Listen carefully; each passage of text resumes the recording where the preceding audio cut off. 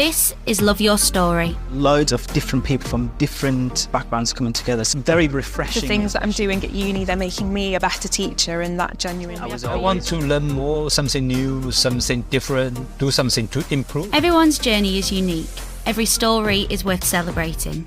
Our experiences, our choices, the people we meet along the way, twists and turns and unexpected detours shape us into who we are and who we become.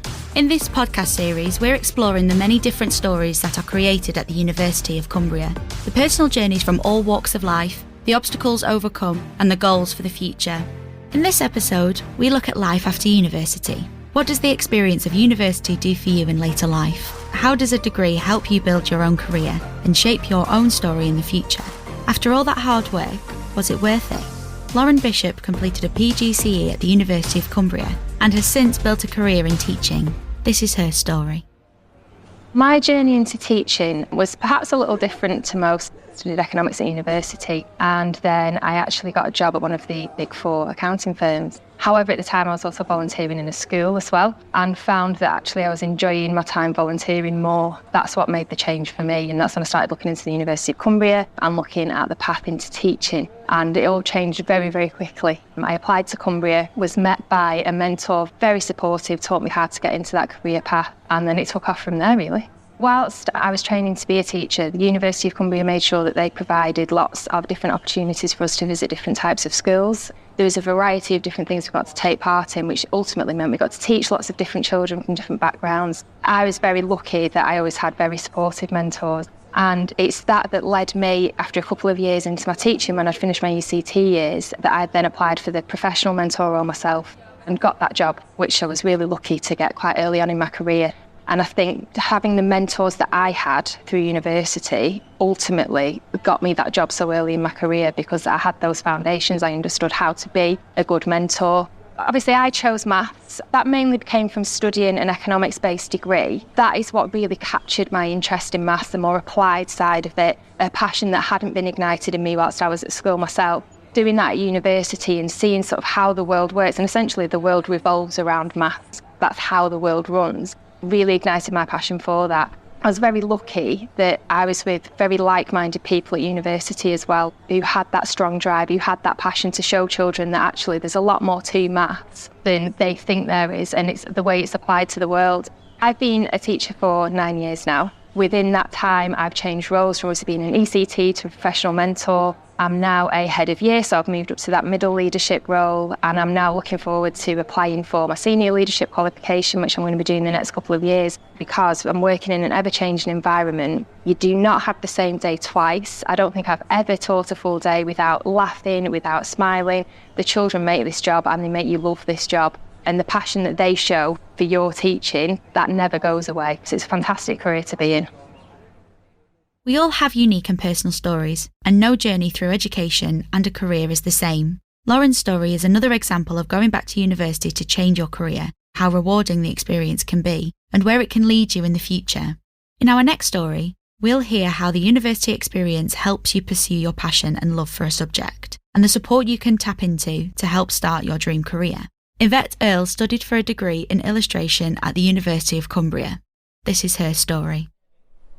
I actually stopped drawing for like 4 years after I graduated, but I started drawing again in like 2017. I've just built it up as like a bit more of a side hustle, like my self-employed job now. Just chipping away at it for years, and I set up an Etsy and stuff started selling and just pushing it on social media. The social media was like a really big thing for me, like once I'd conquered that a bit. I could see it as becoming a job because you get more clients. I actually didn't know what I wanted to do. I was into the arts and I went and done my foundation in art and design, and it was my tutor that told me I could be an illustrator. I don't think there was one specific thing that's inspired me to become an illustrator though. I just happened to like drawing.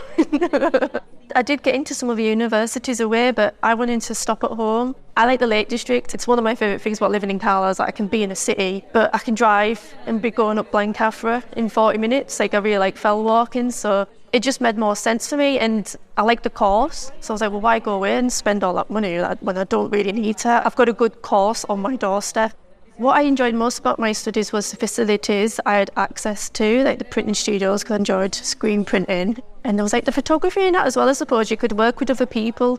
It was Dwayne Bell, my tutor, that encouraged me to start looking into digital illustration and was showing me how to take my illustrations through Photoshop. A huge turning point for me, which I don't think I would have done off my own back. I would say the most difficult obstacle in my career so far is probably myself. I had an art teacher in school that told me I couldn't draw. I think when people are quite negative, I think that probably knocked my confidence a bit. Since I went self-employed, I have become more confident. And I did get more confidence from being on the degree and having tutors telling you that, oh, you were like good enough, or like when you were doing well and stuff. What I love about my job now that I'm self-employed is that I spend every day doing something that I love. I can organise my time for myself and not be working 9 to 5. I get to draw, like it's amazing. I feel so lucky. I got to do this painting here and I got to work outside for a week in the sun and do a mural. I get paid to paint, like what more could you not love about that? I love it, and it's always something different. The 3 top tips I would give to students coming onto a degree in illustration is you need to put the effort in, you need to put the work in, because I think you get back what you put in. Ask as many questions as you can, like pull all the information from your tutors that you can. Start getting your work out there early, don't wait till you finish your degree. Set up your social media and start it more like a visual diary for yourself. Another tip I would say is have confidence in yourself just to get your work out there. I think for my 3rd tip, although I regret not carrying on drawing and going self-employed from the start, I learned a lot about how to interact with people and how to work with other people. You'll get a lot from going into work. The next steps for me in my creative career is, like I said, I've just gone self-employed. And in my head, I've got like a client list that I would love to work with. So I've started doing illustrations, put it onto social media to then try and grab their attention a little bit. So that's what I'm working on at the minute. This is Love Your Story from the University of Cumbria, a podcast of unique and personal stories from past and present students.